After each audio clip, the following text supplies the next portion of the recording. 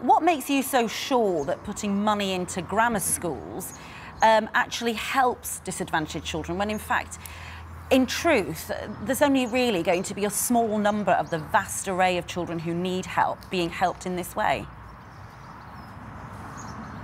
Well, we're putting money behind the expansion of good schools and the creation of new capacity in the education system to make sure there are more good school places available, reflecting the full diversity that we have in our school system, so that parents have a great education, convenient to them, and have the choice to find what's right for their child. And yeah, part of that is about saying, grammar schools should also be able to expand. We've created hundreds of thousands of new places already since 2010 to account for the way the population is growing and moving. Part of that has been schools expanding. Selective schools haven't been able to expand in that same way. And what today's announcement of this expansion funding is just saying that grammar schools, where they're good schools and where they can demonstrate parental demand, and where they commit to expanding their inclusivity to make sure more children from lower income backgrounds can attend, they should be able to expand as well.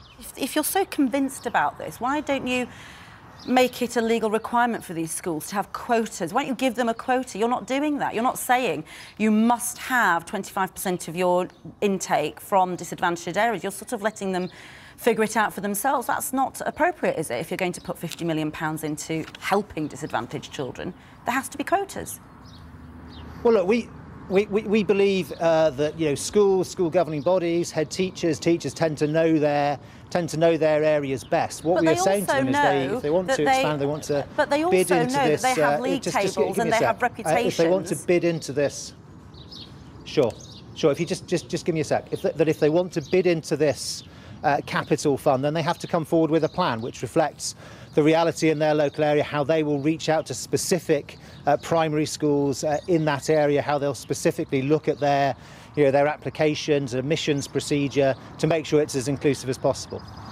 So look, you're talking about 160 odd schools, aren't you, out of 3,000 state secondary schools. So let's talk a little bit about the majority. And I think a lot of teachers will be cheering when they hear that you want to reduce workload to get more teachers to stay in the profession. I'm sure they love the idea of the sabbatical that you've proposed earlier this week. However, many of them are also saying the reason why we have this workload, the reason why we're struggling to stay and do the job we love, is because of the huge number of cuts that we're dealing with, which has meant loss of teachers in schools, so less time for them to plan lessons, loss of teaching assistants, loss of equipment, and indeed putting off new people coming into the profession. Well, look, I totally acknowledge that school budgets are tight, and making the numbers work is a challenge. There have been particular cost pressures on schools, but it's also true that the funding going into schools is higher than it's ever been anywhere. But it's a big task, and it will take some time. What is it like being in a warring Brexit cabinet where you're now being put into separate camps to fight out what happens with the customs? And I think you're a Remainer, aren't you, Mr. Hinds? What's it like? Well, I wouldn't know what it's like to be in such a cabinet, because I'm not in such a cabinet. And as for being Remainers or what have you, we had the referendum.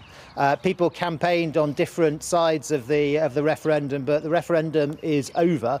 We had an instruction from the British people, and we're going to carry it out. It's up to everybody in public policy to find the best way forward for our country, for our future relationships, for our future trade and prosperity. And of course, with these various options on customs arrangements and looking to our future trade, it's absolutely right that those different options should be fully explored. Can I just ask about your position? I'm told that they haven't even put your name on the door yet as Education Secretary. It just says Secretary of State for Education. Is that right? And that's because there's 7 in the last 8 years. Are you confident you'll be talking to us again? Well, I haven't checked the door. Actually, most jobs I've done in my life, I'm not sure there's been a name on the door. Look, I love doing this job. It's a job with huge responsibility. I feel the weight of that responsibility, but I also love what I do, and it's a great privilege to work with our schools, to work with our teachers, and to try and do absolutely the best we can for the next generation.